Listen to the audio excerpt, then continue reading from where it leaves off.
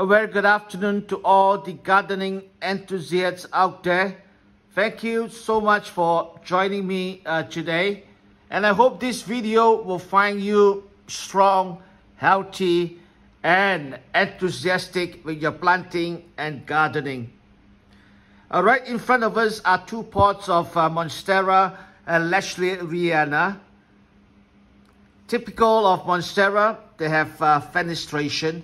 But as far as I know, this particular species do not have pinnations. That means they do not split. They will maintain their fenestration as they grow longer. All right, they won't grow that round. Typical of this plant is it will grow longer, and they're going to have more fenestration, a long fenestration, as well as also round, smaller fenestration around the midrib like this. I got this Monstera about a year, 8 months ago. Not this, but the mother plant. A year, 8 months ago, and as usual, I experimented, I propagated, and I got more and more plants. And I have basically side hustle something like about 10 of this. And these two, one of them has already been sold. This one has already been sold, has been taken off my hands. It's going to be sent away soon.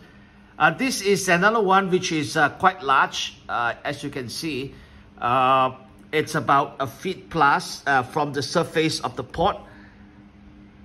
This can be a mother plant. In fact, I'm going to propagate from this plant very soon. I'm going to show you how. The nodes, the internodal distance are pretty short, so it's a little bit challenging. As you can see here, very short. I have to be very precise with my cutting. And from this plant, depending on how many leaves I'm going to have per cutting, except for the top cutting, I'm going to have about 3 to 4 leaves here. Right, this would be the top cutting. So I'm going to dismantle this plant from the pot and from its moss pole. You can see that the moss pole is already bent over because it is carrying too much weight.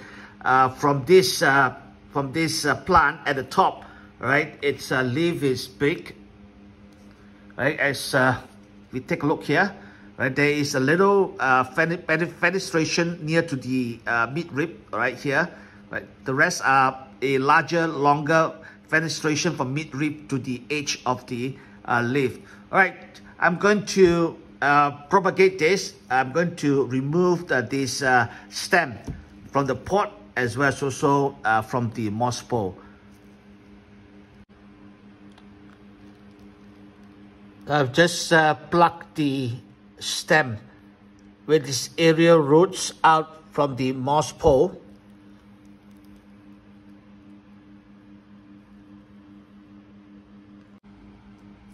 But my scissors were wiped down with alcohol, wet wipes.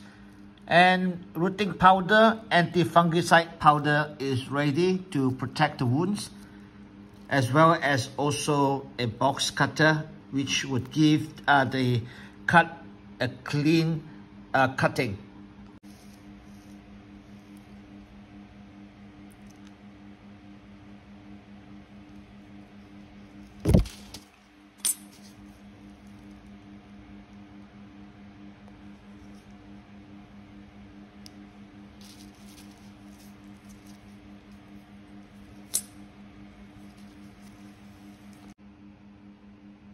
The cut is done.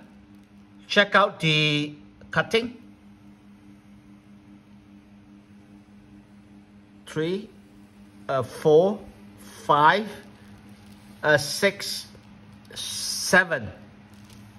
Of course, I lost some leaves, which is normal given the tight internodal distance. The application of anti-fungicide and also a root booster is done. For the meat cutting, there will be 2 wounds, the top and the bottom, and both must be applied with fungicide, the top and the bottom.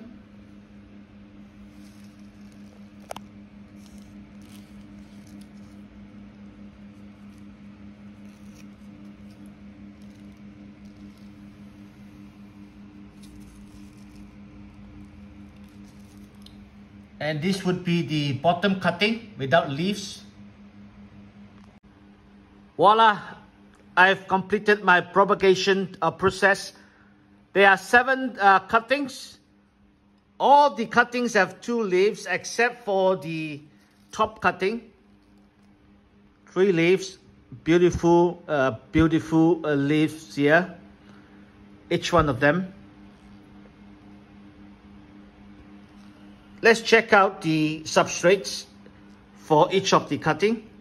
This is a 12 ounce disposable cup, a bottom layer of pumice, and then the top layer where the cutting is submerged in or placed inside would be stratum. And then I would fill this cup with water right up to the surface of the substrate. I will allow this cuttings to root. Once rooted, I would transfer them into plastic pots, maybe about 12 cm in diameter, and it would be basically some perlite and cocoa peat and some cocoa chips and some pumice, and it would take them into a semi-maturity. Thank you very much for joining me again. Over and out.